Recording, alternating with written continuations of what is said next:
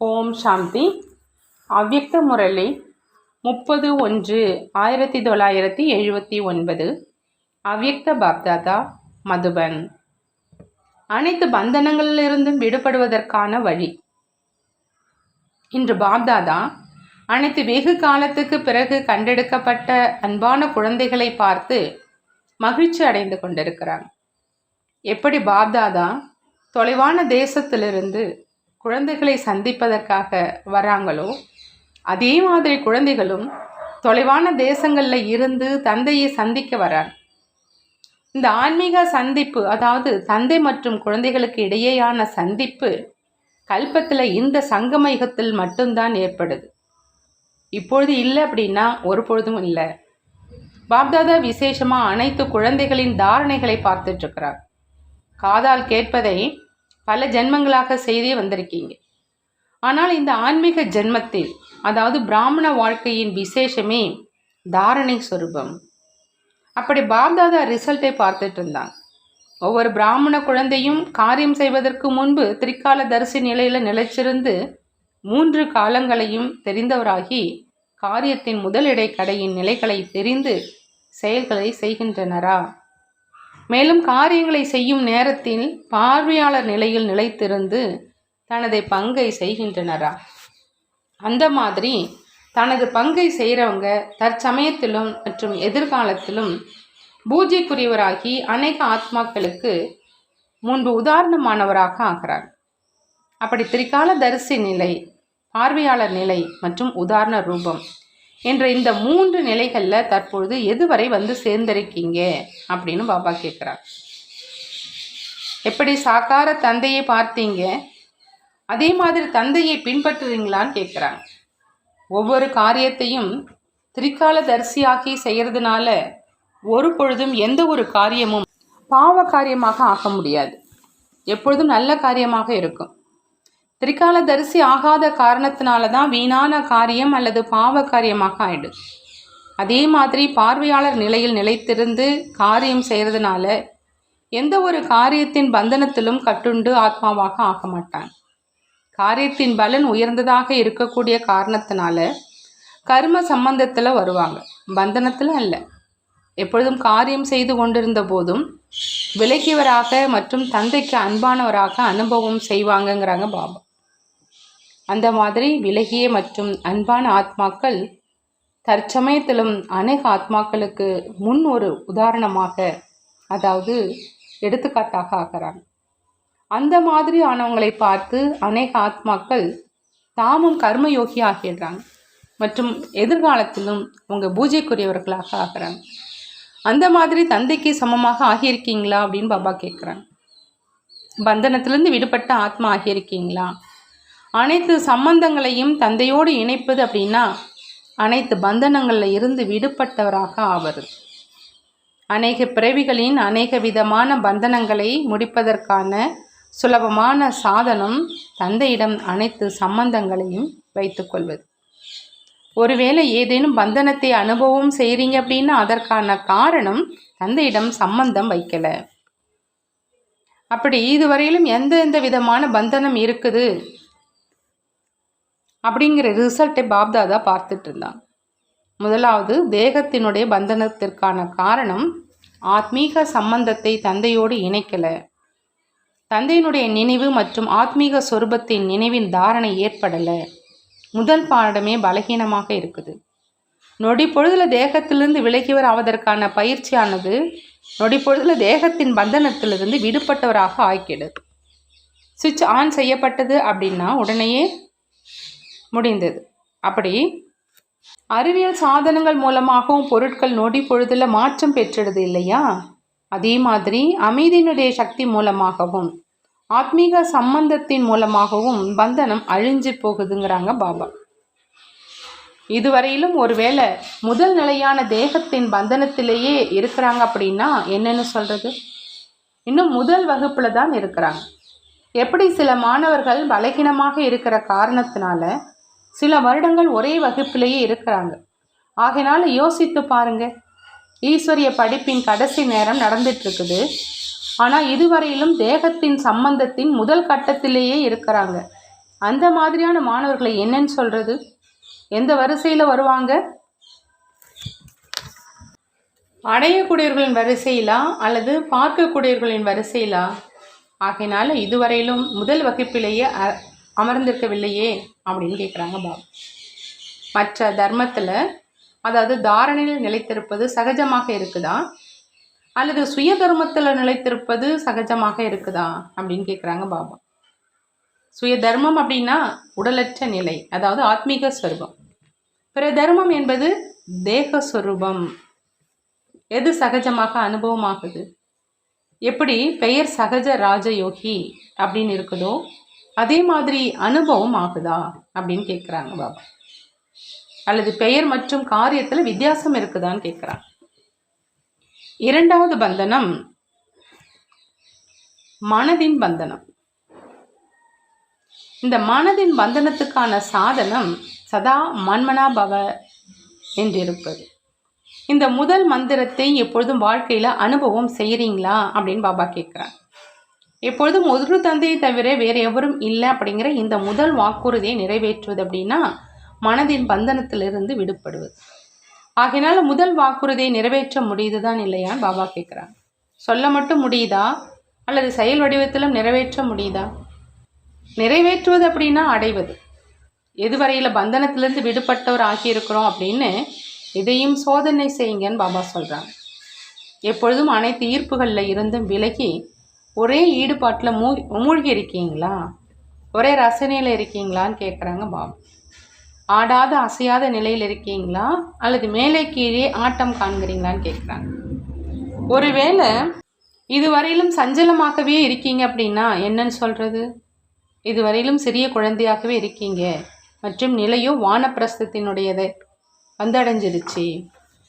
இப்படிப்பட்ட நிலையினுடைய நேரத்தில் ஸ்திரமற்ற சஞ்சலமான நிலையா அப்படின்னு பாபா கேட்குறான். குழந்தை தன்மை நிலை பிடித்தமாக இருக்குதா என்ன? பிராமண ஜென்மத்தின் அதிகாரமான மாஸ்டர் சர்வ சக்திவான் நிலையை பிராப்தி செஞ்சிட்டீங்களா? அதிகாரத்தின் எதிரே இந்த தேகம் அல்லது மனதினுடைய பந்தனம் நிலைத்திருக்க முடியுமா அப்படின்னு கேட்குறாங்க. நடைமுறை அனுபவம் என்னவாக இருக்குது? எப்பொழுதும் இந்த 3 விஷயங்களை நினைவில் கொள்ளுங்கள். திரிகால தரிசி, பிறகு பார்வையாளர் நிலை மற்றும் அதனுடைய ரிசல்ட்டாக உலகின் முன்பு உதாரணமான ரூபம். இந்த நிலையை எப்பொழுதும் நினைவில் வச்சிங்க அப்படின்னா எப்பொழுதும் பந்தனத்திலிருந்து விடுபட்டவர் ஜீவன்முக்தி நிலையினுடைய அனுபவம் செய்வீங்க. முயற்சிக்கான நேரம் வெகுவாக கடந்து போயிடுச்சு. இப்போது சிறிதிலும் சிறிதளவே மீதம் இருக்குது. நேரத்துக்கு ஏற்ற மாதிரி இப்போது தன்னுடைய ரிசல்ட்டை சோதனை செய்யுங்க அப்படிங்கிறாங்க பாபா. இந்த சந்திப்பிற்கான நேரமும் மிக குறைவாகத்தான் மீதம் இருக்குது. ஆகையினால இப்பொழுது நிறைய கேட்டுட்டீங்க. கேட்பது அப்படின்னா வாய்மொழி மூலமாகத்தான் இந்த பிராமண பிறவியை எடுத்தீங்க. எனவே தான் வாய்வழி பிறந்தவர்கள் அப்படின்னு சொல்கிறீங்க. ஆகினால ஜென்மம் எடுத்தது தொட்டே கேட்ட வண்ணம் வந்திருக்கீங்க. ஜென்மம் எடுத்தது தொட்டே கேட்ட வண்ணமாக வந்திருக்கீங்க. இப்போ என்ன செய்யணும்? கேட்ட பிறகு அதன் சொரூபமாக ஆகணும். ஆகினால கடைசி நிலை நினைவு சொரூபத்துக்கானது. அந்த மாதிரி நிலைக்கு எதுவரை வந்து சேர்ந்திருக்கீங்க? சீசனுடைய ரிசல்ட் கூட என்னவாக இருக்குது? கேட்பதும் சந்திப்பதுமா அல்லது சமமாக ஆவதா? அன்பிற்கான நிரூபணமே சமமாக ஆவதுன்னு சொல்கிறாங்க பாபா. எந்த நிலையின் மேல் தந்தையின் அன்பு இருக்குதோ அந்த நிலையை அடையணும். அந்த மாதிரி அன்பானவர் தான் இல்லையான்னு பாபா கேட்குறாங்க.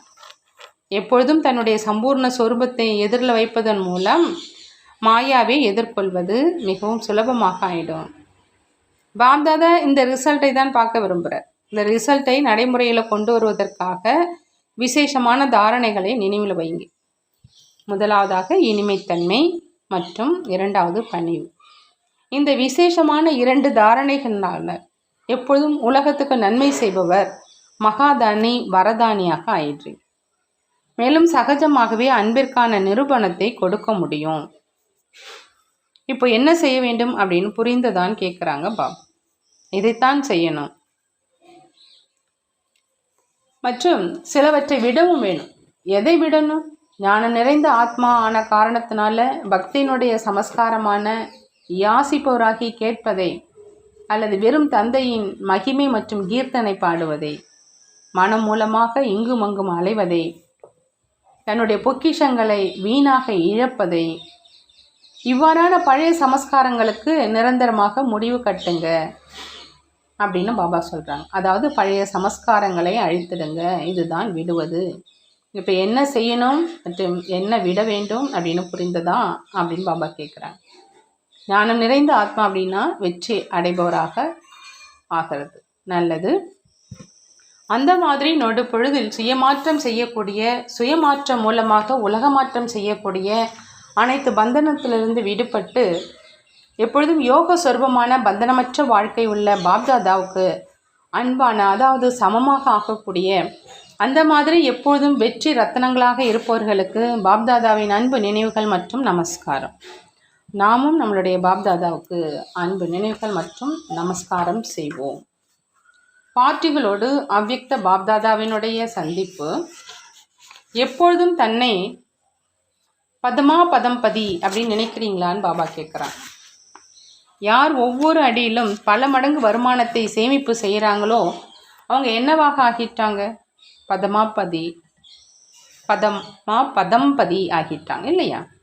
உங்கள் எதிரில் தற்காலத்தின் நம்பர் 1 செல்வந்தர் கூட எப்படி இருக்கிறாங்க? யாசிப்போராக. ஏன்னா எவ்வளவு செல்வம் இருக்குமோ அந்த செல்வத்தின் கூடவே வேறு என்ன இருக்குது? துக்கமும் இருக்குது. ஆகையினால யார் துக்கமானவராக இருப்பாங்களோ அவங்க சுகத்தை யாசிப்பவராக இருப்பாங்க இல்லையா? ஆகையினால யார் எவ்வளவுதான் பெரிய உலகில் பெயர் புகழ் வாய்ந்த செல்வந்தராக இருந்தாலும் உங்கள் எதிரில் அனைவரும் யாசிப்பவர்கள். யார் இப்பொழுது பெயர் புகழ் வாய்ந்த செல்வந்தர்களாக இருக்கிறாங்களோ, உங்களிடம் ஞானம் கேட்பதற்கு தயாராக இல்லையோ, யாருக்கு யோசிப்பதற்கும் நேரம் இல்லையோ, அவங்க அனைவரும் உங்களுக்கு முன் யாசிப்பவர்களின் வரிசையில் இருப்பாங்க. ஒரு நொடி சுகத்துக்காக ஏங்குவாங்க, துடிப்பாங்க. அந்த மாதிரி நேரத்தையும் நடைமுறையில் காண்பீங்க. அந்த மாதிரி நேரத்தில் நீங்கள் அனைவரும் பெரும் வள்ளல் நிலையில் நிலைத்திருந்து அனைவருக்கும் தானம் அளிப்பீங்க. ஆகையினால நாம் உலகத்தில் அனைவரை காட்டிலும் பெரிய செல்வந்தர் என்ற இந்தளவு போதை இருக்குதான்னு பாபா கேட்குறாங்க. ஆரம்ப காலத்தில் கூட ஸ்தாபனை நேரத்தில் செய்தித்தாளில் என்ன போடப்பட்டது? மக்களோ ஓம் மண்டலி அழிந்தே விட்டது அப்படின்னு சொன்னாங்க. ஆனால் தந்தையோ ஓம் மண்டலி உலகத்தையே மிக செல்வமானது, அனைத்தையும் நிரம்பியது அப்படின்னு ஊடகத்தில் செய்தியை போட வைத்தார். மக்கள் ஓம் மண்டலி அழிஞ்சிருச்சுன்னு சொன்னாங்க. ஆனால் தந்தை ஓம் மண்டலி உலகத்தையே மிக செல்வந்தமானது, அனைத்தையும் நிரம்பியது அப்படின்னு ஊடகங்களில் செய்தியை போட வச்சார். உலகத்தில் பிற அனைவரும் பசியால் இறக்க முடியும், ஆனால் தந்தையின் குழந்தைகள் பசியால் இறக்க முடியாது. ஏன்னா அமர்பவங்கிற வரதானம் கிடைச்சிருக்கு. யார் வரதானியாக இருக்கிறாங்களோ அவங்க எப்பொழுதும் செல்வந்தர். ஆகையினால் அப்படிப்பட்ட போதை மற்றும் குஷியானது நிரந்தரமாக இருக்கட்டும்ங்கிறாங்க பாபா. அவ்வப்பொழுது அல்ல. அமர்பாவா அப்படின்னா நிரந்தரமாக எப்பொழுதும் குஷியில் தந்தையோடு சமமான நிலையின் நடனத்தை ஆடிக்கொண்டே இருங்கங்கிறாங்க பாபா. யார் சமமாக இருக்கிறாங்களோ அவங்க தான் தந்தையோடு நடனமும் ஆட முடியும். எப்பொழுதும் சமமாக இருப்பது தான் நடனம் புரிவது. எப்பொழுதும் சமமாக இருப்பது தான் நடனம் புரிவது. அப்படின்னா அந்த மாதிரியான நடனம் ஆடுறீங்களா அப்படின்னு கேட்குறாங்க பாபா. யார் இங்கு தந்தைக்கு சமமாக இருக்கிறாங்களோ அல்லது குஷியில் நடனம் ஆடிட்டு இருக்கிறாங்களோ அவங்க தான் எதிர்காலத்திலும் சேர்ந்து நடனம் ஆடுவாங்க. பிரம்ம பாபாவோடு சேர்ந்து தனது பங்கை செய்வது. ஆகினால தந்தைக்கு சமமாக ஆனால்தான் பங்கை செய்ய முடியும் இல்லையா? சக்தி சேனை எப்பொழுதும் வெற்றி கொடியே பறக்க விடுபவர்கள் தான் இல்லையான்னு கேட்குறாங்க. முழு உலகமும் பார்க்கும் அளவுக்கு அந்த அளவு உயர்ந்த கொடியாக இருக்குதா? கொடியை அவசியம் பறக்க விடுறீங்க, ஆனால் இப்பொழுது உயரே பறக்க விட வேண்டும். ஒருவேளை ஏதாவது வசீகரிக்கும் பொருள் எங்கேயாவது பார்க்க தென்படுது அப்படின்னா அனைவருடைய பார்வையும் இயல்பாகவே செல்லும். விரும்பாவிட்டாலும் தாமாக ஈர்ப்பு ஏற்படும். ஆகினால் அந்த மாதிரி ஈர்க்கக்கூடிய கொடியை பறக்க விடுங்க. விரும்பாவிட்டாலும் அனைவருடைய பார்வை அதன்பால் ஈர்க்கப்படும். அந்த மாதிரியான அடித்தளம் இப்பொழுது மாற்றமாகி கொண்டிருக்குது. ஒருவேளை சத்தியமான காரியம் ஒன்று இருக்குமானால் அது இவர்களுடையதே தான் என்ற இந்த வார்த்தை இப்பொழுது அனைவருடைய காதுகளிலும் ஒலிக்கப் போகுது. அனைத்து பக்கங்களிலும் நம்பிக்கையினுடைய நிலை ஏற்படும் மற்றும் இந்த பக்கம் நம்பிக்கை தீபம் பார்க்க தென்படும். எதற்காக தொடர்பை அதிகரிங்கிறாங்க பாபா. தேவையான நேரத்துக்கு மட்டுமல்லாமல் நிரந்தரமாக தொடர்பை ஏற்படுத்துங்க. ஏதாவது நிகழ்ச்சிகளை நேரத்துக்கு ஏற்ற மாதிரி வைத்து கொண்டே இருங்க. எங்களுக்கு யாரும் சொல்லலை என்று கடைசியில் யாரும் புகார் கூற முடியாத அளவுக்கு ஒவ்வொரு துறையினுடைய சேவை செய்யணும். ஆகையால் அனைத்து தர்மத்தினருக்கும் அவசியம் செய்தி அளிக்கணுங்கிறாங்க பாபா. இரண்டாவதாக பாபா சொல்கிறாங்க, தாழ்ந்த சூழ்நிலையிலிருந்து பாதுகாப்பாக இருப்பதற்கான வழி தந்தையினுடைய துணை. தன்னை இந்த பழைய உலகத்திலிருந்து கொண்டே தாமரை மலருக்கு சமமாக விலகியவராக மற்றும் தந்தைக்கு மிகவும் அன்பானவராக அனுபவம் செய்கிறீங்களான்னு கேட்குறேன். எப்படி தாமரை மலரானது சேற்றில் இருந்தாலும் விலகியதாக இருக்குது, அதே மாதிரி பழைய உலகத்தில் இருந்து கொண்டே தமோகுணமான தீய சூழ்நிலையிலிருந்து விலகியவராக இருக்கீங்களான்னு கேட்குறாங்க.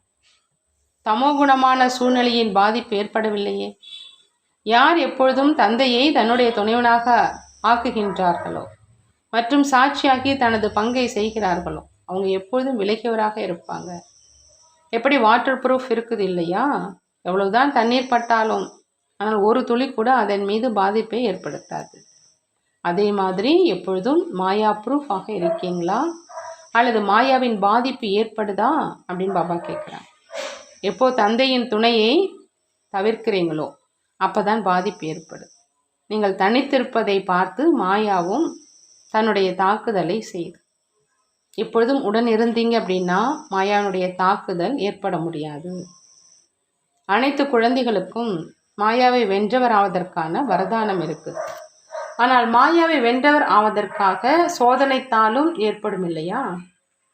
தேர்ச்சி அடையவில்லை என்றால் கௌரவத்துடன் தேர்ச்சி அடைபவர் என்று எப்படி சொல்லுவீங்க? நாங்கள் சர்வ சக்திவான் உடன் இருக்கிறோம் அப்படின்னு இதை எப்பொழுதும் நினைவில் வைங்க. எப்படி ஒருவேளை யாராவது பலம் பொருந்தியவனுடைய துணை ஒருவருக்கு இருக்குது அப்படின்னா எவ்வளவு பயமற்றவராக இருக்கிறாங்க. இங்கேயும் சர்வ சக்திவானுடைய துணை இருக்குது அப்படின்னா எவ்வளோ பயமற்றவராக இருக்கணும். எப்பொழுதும் தன்னுடைய பாக்கியத்தின் நட்சத்திரம் ஜொலித்து கொண்டு இருப்பதை பாருங்கள்.